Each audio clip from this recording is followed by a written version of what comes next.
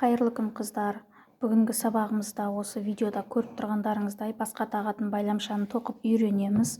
Ол үшін керекті заттарды мен өткен видеоларда сіздерге айтқан болатынмын. 5-ші нөмірлі біз және де Alize Lana Gold Classic 100 метрде 100 грамда 240 метр шығатын жіп. Егерде сіздерде 5-ші нөмірлі бізбен ол жіп болмай қалса, онда басқа жіппен бізбен тоқи берсеңіздер болады, бірақ сіздерде размер басқаша шығады. Сондықтан лаж болса осы нөмірлі бізбен жіпті алғандарыңыз дұрыс болады.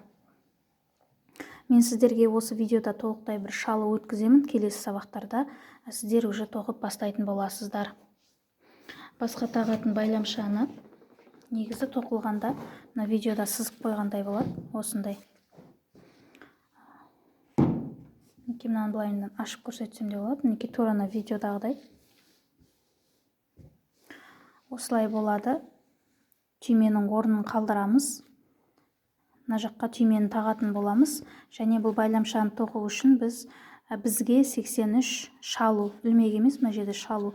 83 шалу теріп аламыз. Ол бізде 52 және 56 сантиметр аралығындағы байламшаны тоқуға керек болады. Яғни 83 шалу тоқсақ, бізде сол 52-56 размердегі байламша шығады. Яғни бұл стандарт размерлер. Егерде сіз бұдан төмен байламша тоқитын болсаңыз, сонда шалудың санын өзгертесіз. Болмаса, үлкен керек болса, тоже шалуға қосасыз. 10 шалу, 5 шалу деген сияқты өзіңіздің размеріңізге қарай қосып отырасыз. Келесі видеоларда мен барлығын түсінікті етіп айтамын. Мына жерде байламша бізде шамалы жалпақтау, мынаған қарағанда бір 2-3 қатарға ғана жалпақтау. Мен екіншісін сәл 2-3 қатар азайттым. Өзіме солай ыңғайлы. Сондықтан азайтып алдым. Мінекей мынау екіншісі. Бұл да ешқандай былайынша қарап тұрсаңыз, ондай бір көп айырмашылық жоқ. Видеоларда мен сіздерге толықтай түсіндіретін боламын.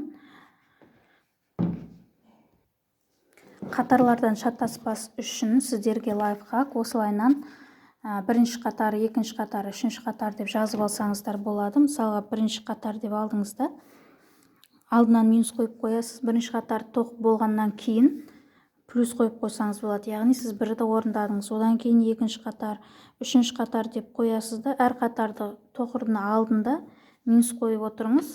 Сосын болғаннан кейін плюс қоясыз. Сонда шатаспайсыз қатардан. Мінекей мен былайынан жазып қойдым, қай қатарда қанша шалу тоқымайтынымызды. Мысалға, бірінші қатар тоқып боласыздар да, екінші қатар тоқып жатқан кезінде соң жағында 4 шалуды тоқымай, үшінші қатарға өтіп кетесіздер. Яғни мына соңындағы 4 шалу тоқылмайды. Оны видеоларда толықтай түсіндіргем. Сол видеода үйреніп, әрі қарай менімен бірге тоқитын боласыздар. Түсінбеген сұрақтарыңыз болса, міндетті түрде Telegram каналда, YouTube каналда астына пікірге қалдырсаңыздар болады. Кез келген уақытта мен сіздерге жауап беремін. Бұл байламшаны тоқу өте оңай, себебі мен сіздерге өткен сабақтарда оң теріс әдісін көрсеткен болатынмын. Бұл байламша сол оң теріс әдісімен тоқылады. Яғни барлық қатарда сіздер тек оң тоқисыздар, тек айырмашылық қатарының соңында 4, 6, 8, 10 шалу әр қатар сайын тоқымай өтеміз да, сол ғана ерекшелігі, басқа ерекшелігі жоқ. Тура осындай оң қылып тоқи бересіздер.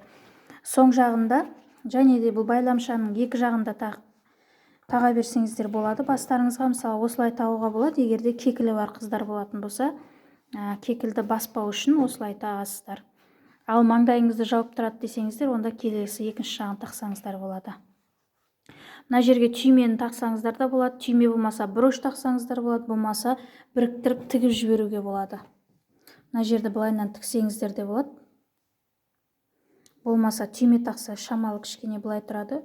Мына жерге түймені тігесіздер да, түймені өздеріңіз тігесіздер деп ойлаймын. Өйткені инемен, кәдімгі ине жіппен кішкене ғана тігесіздер, ешқандай қиындық жоқ. Мына жерде түйменің орнын қалдырдық, мінекей осылай тігесіздер.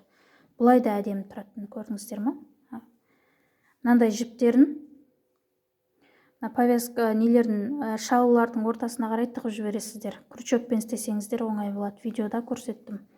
Мінекей осылай тұрады. Былай тұрса да әдемі тұрады.